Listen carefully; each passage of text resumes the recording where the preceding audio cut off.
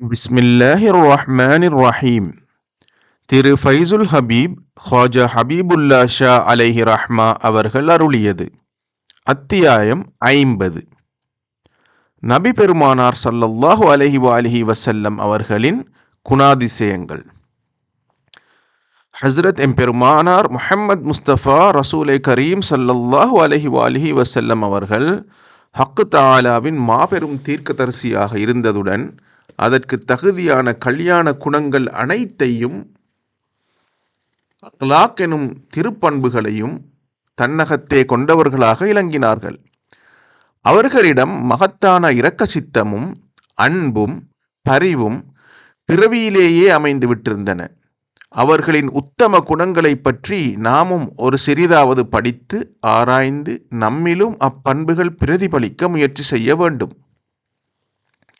எம்பெருமானார் ஸல்லல்லாஹு அலைஹி வஸல்லம் அவர்களுக்கு மற்ற நபிமார்கள் தீர்க்கதரிசிகள் அனைவரையும் விட உயர்வையும் சிறப்பையும் அல்லாஹ் அருளியிருந்தான் அல்லவா? அதேபோல் அவர்களின் புனித சீலங்களும் பண்புகளும் நடைமுறைகளும் ஏனைய நபிமார்களின் பழக்க வழக்கங்கள் அனைத்தையும் விட ஏற்றமும் சிறப்பும் பெற்றவையாக திகழ்ந்தன.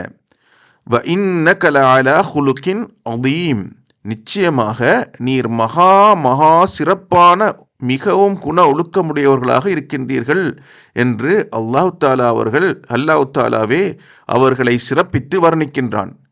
இவ்வாறு கூறியுள்ளதில் அழகிய குணங்களின் சாரம் அனைத்தையும் வடித்து அதற்கொரு சின்னமாக நபிகள் பெருமானார் ஸல்லல்லாஹு அலைஹி வஸல்லம் அவர்களை ஆக்கியிருப்பதையும் நம் பெருமானார் ஸல்லல்லாஹு அலைஹி வஸல்லம் அவர்களின் அழகிய பண்புகள் மகத்தானதொரு சௌபாக்கியமாக இருப்பதையும் தெளிவாக விளங்கிக் கொள்கிறோம் அல்லவா? மேலும் எம்பெருமானார் முஹம்மது ஸல்லல்லாஹு அலைஹி வஸல்லம் அவர்களே தங்களின் புனிதமான பண்புகளை விளக்கும் முகமாகத்தான் உயர் குணங்களை உன்னத பண்பாடுகளை தன் செயலிலே காட்டி அவைகளை சம்பூர்ணமாக்குவதற்காகவே நான் நபியாக அனுப்பப்பட்டுள்ளேன் என்று கூறினார்கள். மீசானில் வைக்கப்படும் புனித பொருட்களில் அல்லாஹ்வின் மீது அடியான் கொள்ளும் தக்குவா எனும் பயபக்தியும் அழகிய குணங்களுமே சிரேஷ்டமுடையவையாகும் என்று நபி பெருமானார் ஸல்லல்லாஹு அலைஹி வஸல்லம் அவர்கள் திருவுளமாகியுள்ளார்கள். ஒரு சமயம் நபி பெருமானார் ஸல்லல்லாஹு அலைஹி வஸல்லம் அவர்களிடத்திலே ஒருவன் வந்து, நபியே, தீன் எனும் சன்மார்க்கம் யாது என்று வினவியதற்கு நற்குணங்கள் என்று நபிகள் நாயகம் அவர்கள் பதிலளித்தார்கள். மற்றொருவர் வந்து, நபியே, நல்லமல்கள் மெய்வணக்கங்கள் யாவை என்று வினவியதற்கும் நபி பெருமானார் ஸல்லல்லாஹு அலைஹி வஸல்லம் அவர்கள் நற்குணங்கள் என்று பதிலளித்தார்கள். வேறொருவர் மோமீன்களிலே மெய்விசுவாசிகளிலே சிறந்தவர்கள் யாவர் என்று வினவியதற்கு நபி பெருமானார் ஸல்லல்லாஹு அலைஹி வஸல்லம் அவர்கள் நட்பண்புகளில் எவர் மற்றவர்களை விட சிறந்திருக்கின்றாரோ அவரே உத்தம மோமினாவார் என்றும் பதிலளித்துள்ளார்கள்.